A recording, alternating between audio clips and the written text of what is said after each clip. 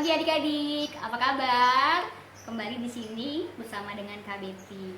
Kakak berdoa buat adik-adik semua, semoga adik-adik dalam keadaan sehat ya. Baik, pada pagi hari ini Kak Betty akan mengajak adik-adik semua untuk merenungkan firman Tuhan. Kita akan bersekolah minggu, dan sebelum itu kakak ajak adik-adik untuk memuji Tuhan. Yuk, kita memuji Tuhan.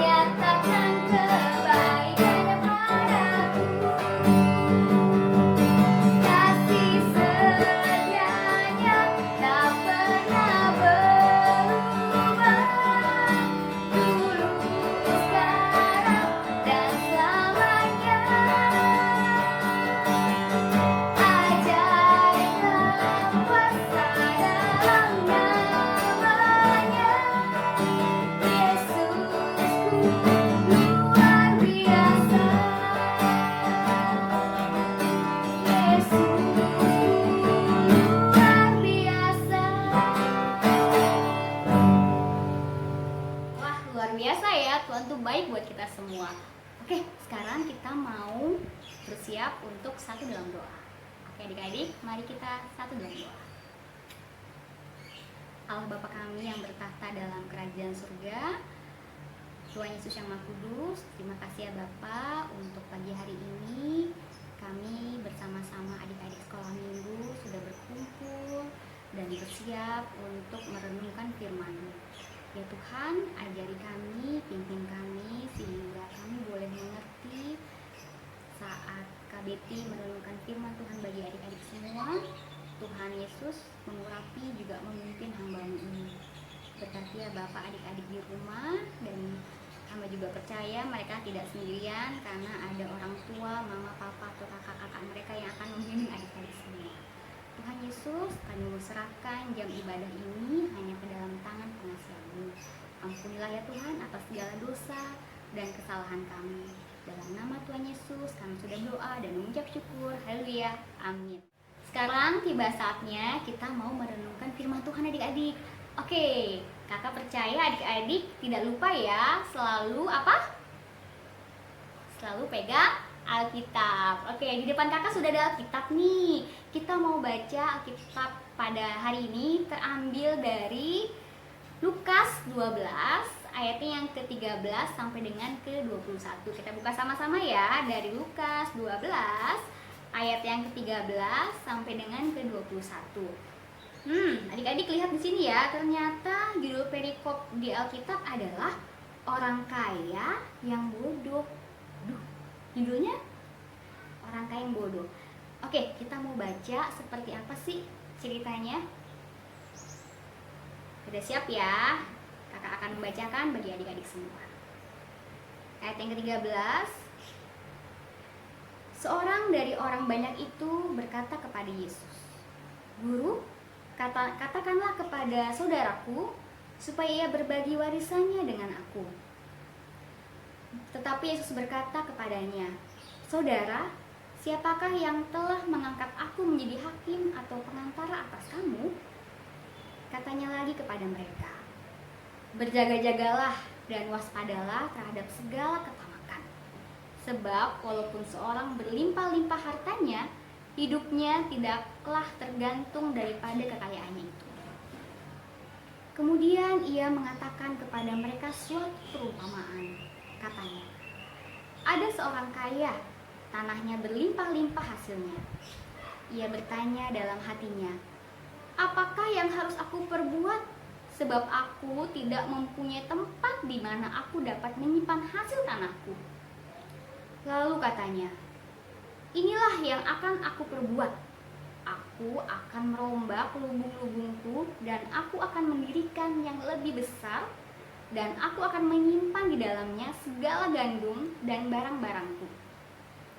Sesudah itu aku akan berkata kepada jiwaku, jiwaku, ada padamu banyak barang, tertimbun untuk bertahun-tahun lamanya. Beristirahatlah, makanlah, minumlah, dan bersenang-senanglah. Tetapi firman Allah kepadanya, hai engkau orang bodoh, pada malam ini juga jiwamu akan diambil daripadamu. Dan apa yang telah kau sediakan untuk siapakah itu nanti? Demikianlah jadinya dengan orang yang mengumpulkan harta bagi dirinya sendiri, jikalau ia tidak kaya di hadapan Allah. Ya adik-adik, dari firman Tuhan yang barusan kita baca, apa sih yang adik-adik simpulkan?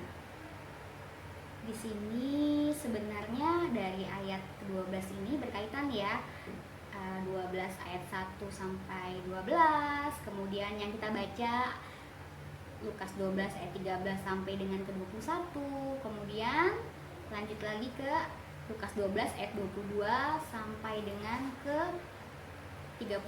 Tapi di sini yang kita mau bahas adalah dari Lukas 12 ayat yang ke-13 sampai yang ke-21. Nah, adik-adik, di sini pada saat Tuhan Yesus sedang mengajar, beribu-ribu orang berkumpul di sana. Dan salah satunya ada yang bertanya kepada Tuhan Yesus. Di sini nggak dibilang siapa namanya ya, dia cuma bilang, "Guru," ayat yang ke-13, "katakanlah kepadaku, saudaraku, Guru, katakanlah kepada saudaraku supaya ia berbagi warisannya dengan aku."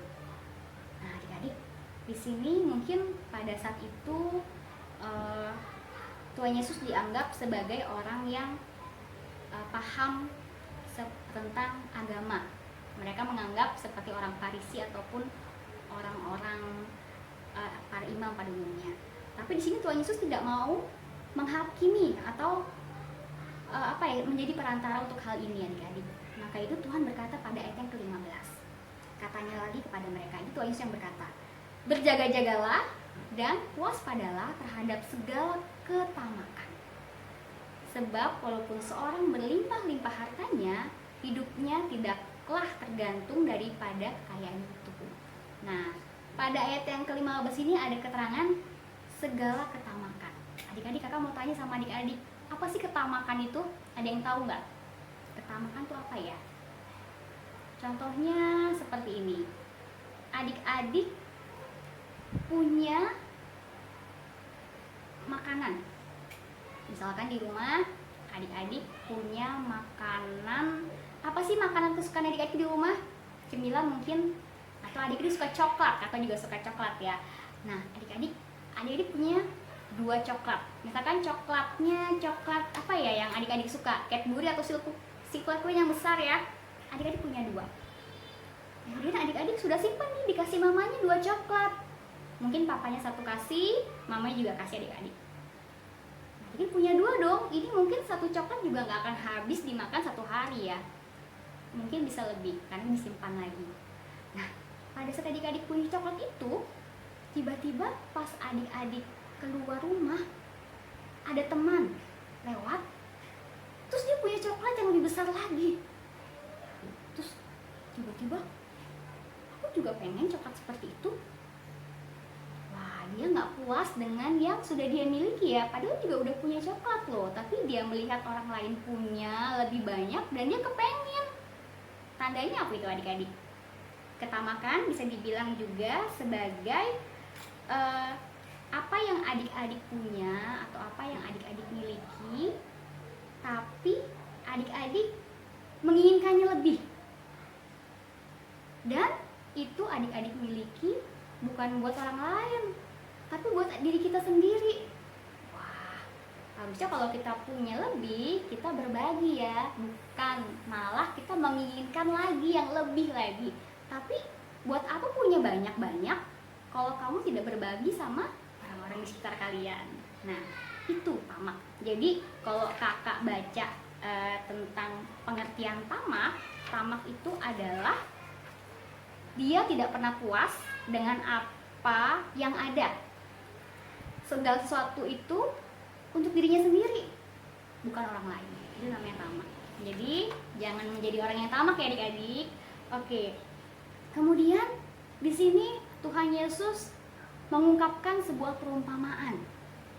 Jadi Tuhan nggak mau langsung menghakimi orang tersebut, tapi Tuhan mencoba untuk membuat ilustrasi yang dapat dipahami oleh orang-orang banyak. Nah, pada ayat yang ke-16 Tuhan membuat perumpamaan bahwa ada seorang kaya. Seorang kaya ini punya banyak harta, sampai-sampai dia bingung itu hartanya mau dikemanain. Saking banyaknya harta yang dia punya, bingung mau simpen di mana ya. Dan pada akhirnya apa adik-adik? Dia berpikir bahwa dia harus memperluas tempat penyimpanan hartanya itu. Pada ayat yang ke-17 dia bertanya, kemudian dia mau bilang bahwa aku akan merombak lubung-lubungku dan aku akan mendirikan yang lebih besar lagi. Dan dia buat yang lebih besar. Tapi adik-adik itu semua buat apa? Dia kumpulkan harta buat dirinya. Kemudian dia bilang sama jiwanya bahwa wah udah banyak nih hartaku adik-adik, teman-teman. Dan aku akan mencoba untuk beristirahat. Aku akan bersenang-senang. Aku akan minum, aku akan makan.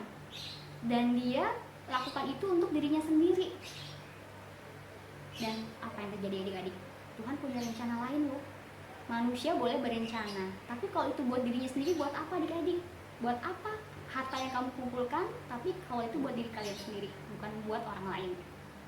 Dan di sini dibilang pada ayat yang ke-20 bahwa Allah berfirman bahwa dia diambil jiwanya.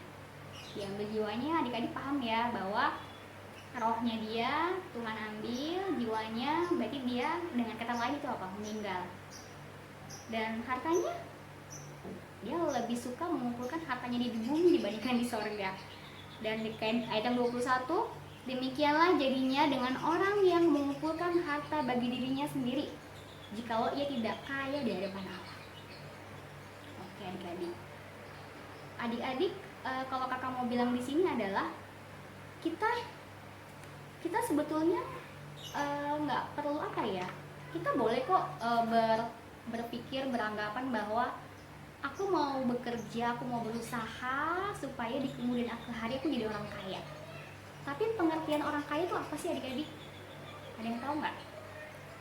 Atau mungkin setelah adik-adik dengar cerita ini, adik-adik akan berpikir seperti ini. Ngapain aku kerja? Mungkin aku sudah, kalau adik-adik udah dewasa ya, udah kuliah, udah sekolah, lulus, terus bekerja. Terus adik-adik bekerja pada sebuah perusahaan, mungkin adik-adik mikir, ngapain aku bekerja giat-giat, ngapain aku kerja rajin-rajin, toh nanti aku akan mati-mati juga kok, buat apa? Nggak seperti itu ya, itu salah. Jadi kita nggak ada pikiran bahwa kita boleh saja bekerja, kita boleh saja bekerja dengan rajin, dengan giat, dan mengumpulkan atau menabung untuk di kemudian hari itu nggak ada salah. Tapi bagaimana di saat kita mengumpulkan harta atau menabung, kita juga dapat berbagi kepada orang-orang di sekitar kita. Jadi nggak cuma dikumpulkan sendiri dan buat adik-adik sendiri itu enggak. Tapi apa yang adik-adik peroleh, adik-adik kumpulkan, dan ingat bahwa berkat-berkat yang adik terima dari mana sumbernya? Dari Tuhan Yesus kan, dari Tuhan Allah, Tuhan yang kasih. Berarti kalau Tuhan sudah memberi sumber itu, nggak ada salahnya kita berbagi dengan orang-orang yang membutuhkan. Jadi jangan pernah takut berpikir untuk menjadi orang kaya. Kita harus kaya, karena apa? Tuhan Allah kita kaya loh, Tuhan yang kaya. Nah, ngomong-ngomong soal berbagi atau memberi, kakak punya nih satu video buat adik-adik lihat. Nah, video ini berisi tentang tidak boleh tamak dan kita mau berbagi. Check it out!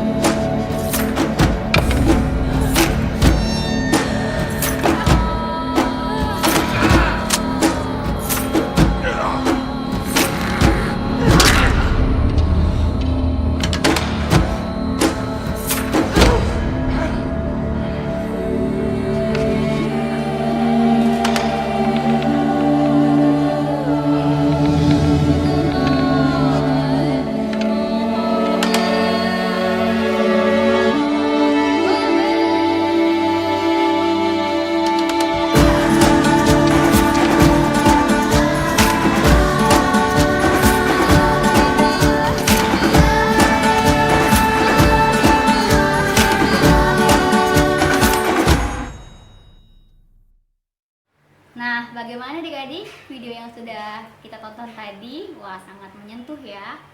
Itu adalah dampak dari sikap tamak yang tidak baik tentunya. Tapi sikap memberi dan berbagi adalah sikap terpuji yang sungguh luar biasa. Oke, sekarang kakak akan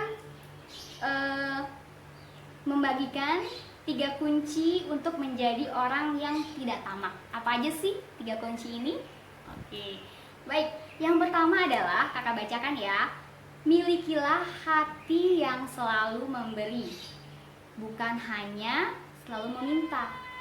Selalu memberi ya, bukan meminta. Kalau kita punya hati yang selalu memberi, maka kita sudah dapat dikatakan orang yang kaya. Apa ya maksudnya adik-adik? Oke, adik-adik, kalau orang minta, tangannya gimana sih biasanya kalau kita minta sesuatu? Apa ya? Ini namanya apa adik-adik? Ini namanya menengadah, minta. Terus tangan yang memberi seperti apa sih adik-adik? Biasanya kita kalau memberi adalah kasih ke seorang. Lebih baik tangan yang memberi dibandingkan tangan yang meminta ya. Nah, kakak tadi bilang apa di sini? Bahwa dengan memberi kita sudah jadi orang kaya loh. Kenapa bisa begitu ya? Adik-adik, orang yang memberi itu adalah orang yang kaya. Karena apa? Karena dalam kelimpahan ataupun kekurangannya, dia masih mau memberi buat orang lain. Jadi, kaya itu bisa dikatakan bahwa kaya hatinya, kaya apalagi adik-adik? Kaya harta bendanya. Tapi di dalam Tuhan, yang disebut orang kaya adalah orang-orang yang mau memberi dibandingkan orang yang meminta. Kalau kita terus meminta, tandanya apa? Oh, kita masih miskin ya, karena apa-apa kita masih minta. Tapi kalau seseorang selalu memberi, berarti dia sudah kaya, terlebih lagi di hadapan Tuhan. Oke, itulah bedanya meminta dan memberi. Jadilah orang yang selalu memberi. Oke, yang kedua, cukupkanlah diri dengan apa yang kita miliki. Karena Allah itu memelihara kehidupan kita dan tidak akan membiarkan kita meminta-minta. Selalu yakin dan percaya bahwa apa yang kita makan, apa yang kita minum, kita pakai, jangan khawatir, Tuhan pasti menyediakan asal kita percaya. Ingat kan lagu? Burung pipit tidak menanam, tapi Tuhan pelihara. Terlebih lagi siapa? Kita anak-anaknya, Tuhan pasti pelihara. Oke, yang ketiga, yang penting buat adik-adik semua ini adalah 3 kunci. Kunci yang ketiga adalah bersyukurlah dengan apa yang adik-adik miliki. Jadi selalu bersyukur dengan apa yang adik-adik punya. Karena kalau orang yang selalu bersyukur, maka Tuhan akan tambahkan berkat-berkatnya. Karena Tuhan tahu bahwa anak-anaknya selalu bersyukur kepadanya. Bisa dikasih sedikit, terlebih lagi dikasih yang paling banyak. Kita ingat selalu bersyukur kepada Tuhan. Baiklah adik-adik, demikianlah tadi 3 kunci untuk menjadi orang yang tidak tamak. Apa yang pertama tadi, masih ingat? Ya apa? Yang pertama adalah selalu memberi atau berbagi kepada orang lain. Yang kedua, mencukupkan diri kita. Dan yang ketiga adalah bersyukur. Nah, pesan kakak adalah jikalau kita diberkati, maka kita jangan lupa untuk memberkati orang lain ya. Jadi diberkati untuk menjadi berkat. Oke, itu saja. Baik, sekarang saatnya kita mau berdoa. Kakak undang adik-adik untuk semuanya satukan hati pikiran. Kita lipat tangan. Mari satu dalam doa. Allah Bapa kami yang bertahta dalam kerajaan surga, terima kasih Tuhan pada pagi hari ini kami boleh merenungkan sedikit dari firman-Mu, dan kiranya apa yang boleh Kakak Betty sampaikan bagi adik-adik semua dapat dipahami juga dimengerti. Ya Tuhan, biarlah kami belajar jadi anak-anak yang suka berbagi, suka memberi, dan selalu mencukupkan diri dan bersyukur atas segala kebaikan juga kemurahan Tuhan. Dan di saat-saat kondisi pandemi seperti ini ya Tuhan Yesus, biarlah hati-hati adik semua dapat terketuk untuk membantu mereka, sehingga orang-orang di sekeliling mereka yang membutuhkan dapat mereka bantu satu persatu. Ya Tuhan, kami mau akhiri ibadah kami pada pagi hari ini. Tidak lupa kami berdoa ya Bapa buat adik-adik sekolah minggu yang berada di rumah. Kiranya Tuhan senantiasa memberikan mereka kesehatan. Dan kami juga berdoa bagi orang tua mereka, buat papa, mama mereka, kiranya senantiasa diberikan berkat-berkatnya, sehingga mereka juga boleh melangsungkan hidup dengan penuh sukacita. Dan Bapa, kiranya doa yang kurang daripada sempurna ini kami mau alaskan hanya ke dalam nama Putra-Mu yang tunggal, Tuhan Yesus. Dan kami mengucap syukur dan terima kasih. Terima kasih Tuhan Yesus. Haleluya. Amin.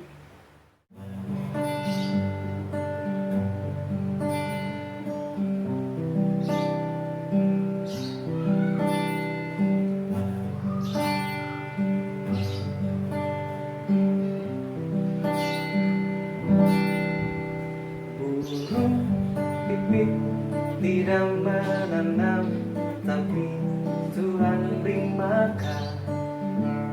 Bunga bakul tidak meminta, tapi Tuhan dandani.